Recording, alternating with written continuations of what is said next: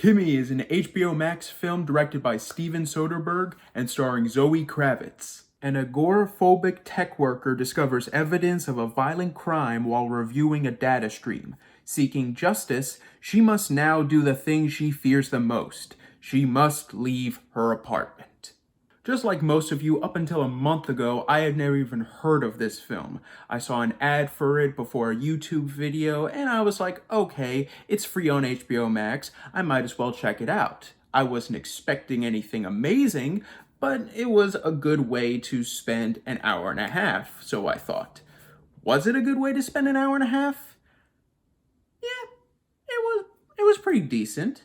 I wouldn't call it anything mind-blowing, but it was far from anywhere near terrible. Since we mainly focus on her throughout most of this movie, let's start by focusing in on Zoe Kravitz. She is amazing in this movie, and I loved her character. Her character has so much backstory that is both told to the audience, but also hinted at, making her character so much more mysterious.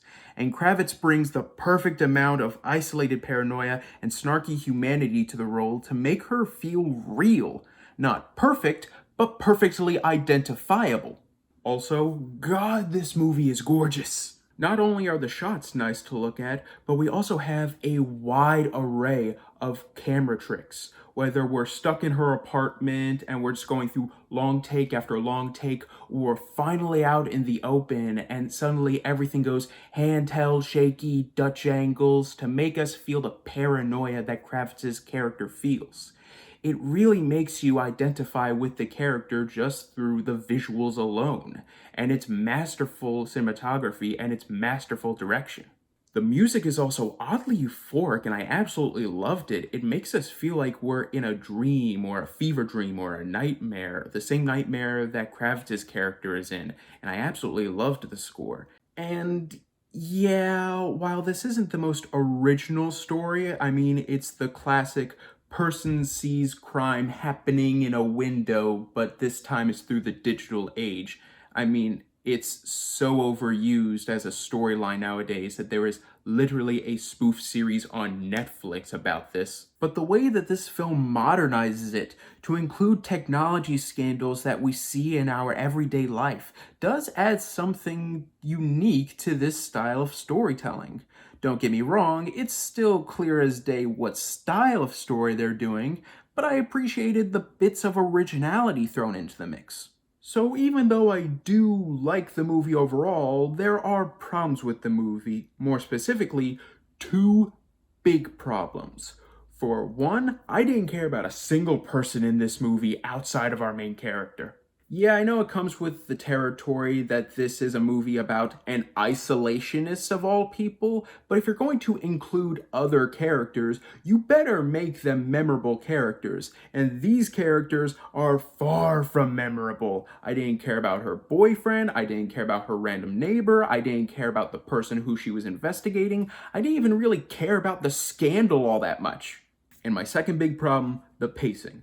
The pacing in this movie is all over the place. Throughout the first 2/3 of the film, the movie is very slow-moving, clearly building Kravitz's character and building the tension of the mystery. When suddenly the last third of the movie goes 100 miles a second, and then we're suddenly at the ending. It's like the writers clearly intended this to be a 2.5-hour movie, but as they were writing it, they suddenly got the news that this movie could only be an hour and a half long. So in a panic, they were like, okay, here's the ending, there, here we go, film it, final product.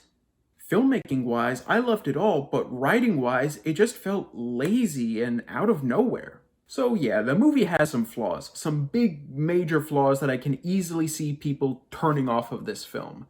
But maybe it's just the fact that I was bored and wanted to see this movie, but I was invested the entire way through.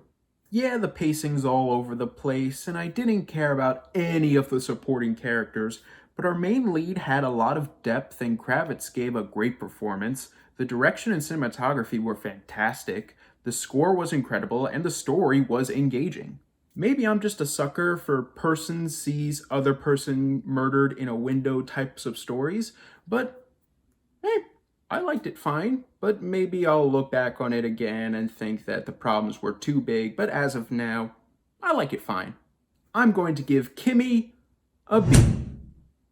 Well, guys, thank you so much for watching, and let me know in the comments down below, what is your favorite movie with the classic person A sees person B murdered in a window? I know Rear Window is probably going to get the majority pick, but I just want to see if there are any other picks out there.